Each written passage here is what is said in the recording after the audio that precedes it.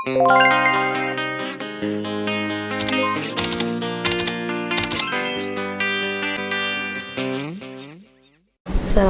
warahmatullahi wabarakatuh. Saya Laili Alfanisa dengan NIM 121201222615 dari jurusan Hukum Keluarga kelas D semester 5. Adapun saya buat video ini untuk memenuhi tugas mata kuliah Sosiologi Keluarga. Baiklah, saya akan menjawab soal pertama, yaitu tentang teori sosiologi keluarga dan penjelasannya. Teori sosiologi keluarga ini terbagi menjadi 4. Yang pertama, teori struktural fungsional, yaitu masyarakat adalah suatu sistem yang saling menyatu dan berkaitan secara fungsional dan yang lain.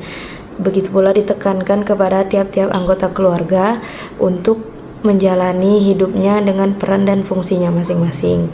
Kemudian yang kedua, teori konflik. Masyarakat senantiasa akan mengalami perubahan dengan konflik yang terjadi secara terus-menerus. Konflik ini juga memberi sumbangan integrasi untuk masyarakat. Kemudian yang ketiga, teori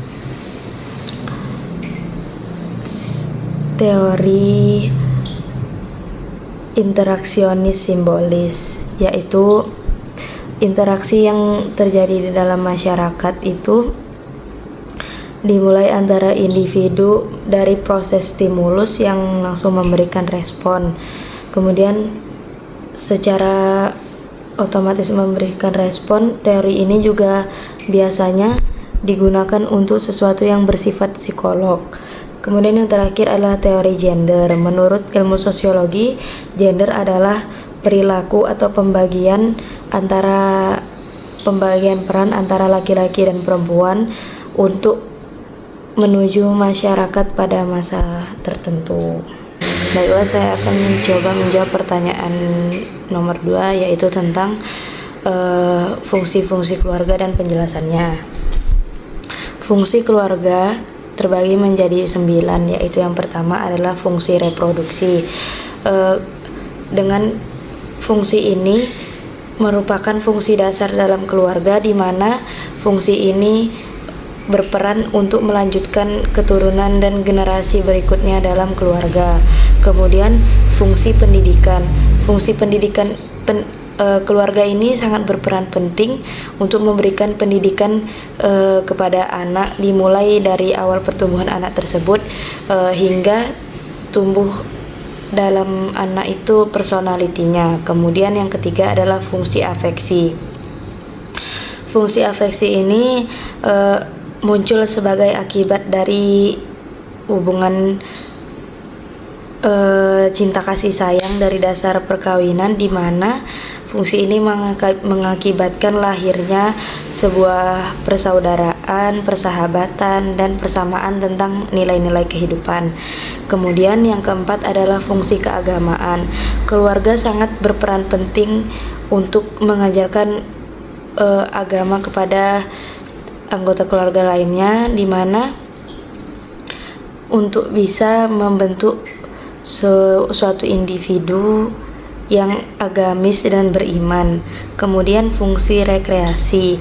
Fungsi rekreasi ini untuk membentuk nilai psikis dan spiritual, sehingga dapat memberikan rasa senang, tenang, dan bahagia. Kemudian fungsi ekonomi.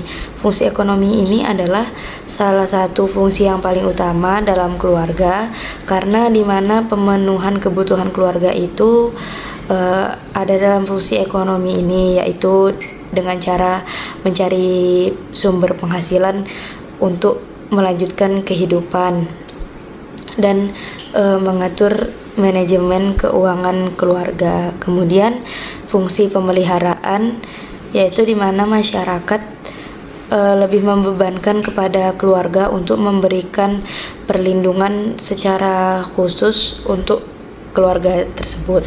Kemudian fungsi keamanan. Keluarga ini memiliki fungsi perlindungan dan keamanan, di mana lingkungan dan keluarga ini menjadi tempat yang paling aman dan nyaman untuk keluarga tersebut. Kemudian yang terakhir adalah fungsi penentuan status, di mana keluarga akan mewariskan statusnya kepada tiap-tiap anggota keluarganya, sehingga setiap anggota keluarga tersebut mempunyai haknya masing-masing, dan perubahan status ini biasanya bisa berubah atas proses perkawinan. Saya akan mencoba menjawab pertanyaan nomor 3, yaitu tentang faktor-faktor perkembangan individu serta penjelasannya. Adapun beberapa faktor yang mempengaruhi perkembangan individu, yaitu yang pertama adalah faktor dari warisan orang tua atau bawaan lahir. Faktor ini sangat berperan penting untuk perkembangan dan pertumbuhan tiap-tiap anggota keluarga atau individu, karena seorang anak itu akan lahir dengan membawa warisan dari kedua orang tuanya seperti fisik, sifat, watak, atau bisa juga penyakit dan keahliannya. Kemudian faktor lingkungan. Faktor lingkungan ini besar kecilnya pengaruh lingkungan terhadap individu itu tergantung lingkungannya. Lingkungan yang paling berpengaruh pada proses perkembangan individu itu adalah lingkungan keluarga, kemudian sekolah, lalu masyarakat, dan lingkungan geografis. Kemudian ada juga faktor hormon, di mana dalam setiap tubuh manusia itu ada hormon masing-masing yang akan membentuk individu itu tersebut. Kemudian faktor gizi. Gizi juga mempengaruhi perkembangan individu, karena apabila seorang individu mengonsumsi gizi yang baik, maka proses perkembangan individu tersebut akan baik. Baiklah, saya akan mencoba menjawab pertanyaan nomor 4, yaitu tentang teori-teori perubahan sosial serta penjelasannya. Teori perubahan sosial terbagi menjadi 4. Yang pertama, teori evolusi, di mana proses perubahan sosial ini memiliki arah yang tetap dan prosesnya itu berkembang secara lambat atau perlahan. Kemudian yang kedua adalah teori siklus, di mana perubahan sosial ini harus melewati beberapa tahapan dan tidak akan terhenti karena tidak ada kata sempurna di dalam teori ini. Jadi teori siklus ini dia akan berputar terus, akan berproses terus, berulang-ulang. Kemudian yang ketiga adalah teori fungsional, di mana dengan teori ini setiap elemen masyarakat itu akan memberi fungsinya masing-masing kepada elemen masyarakat lainnya. Kemudian yang keempat adalah teori konflik, di mana setiap perubahan sosial itu akan mengalami konflik yang terus-menerus, di mana konflik ini akan membentuk atau melahirkan perubahan sosial yang baru. Dan baiklah, saya akan mencoba menjawab pertanyaan nomor 5, yaitu proses terjadinya perubahan sosial serta penjelasannya. Baiklah, adapun proses perubahan sosial itu terjadi secara bertahap, yaitu yang pertama adalah difusi, di mana proses penyebaran unsur kebudayaan yang meliputi keyakinan serta adat dan kebudayaan tertentu di masyarakat dari individu ke individu lainnya atau dari golongan ke golongan lainnya. Kemudian yang kedua adalah akulturasi, di mana satu kelompok yang memiliki budaya tertentu dihadapkan dengan kebudayaan asing. Akulturasi ini terjadi apabila suatu kebudayaan dihadapkan dengan kebudayaan asing yang lambat laun akan menyatu dengan kebudayaan asli tanpa merusak yang lama. Kemudian proses asimilasi, yaitu perubahan sosial yang terjadi apabila ada tokoh yang berbeda namun hidup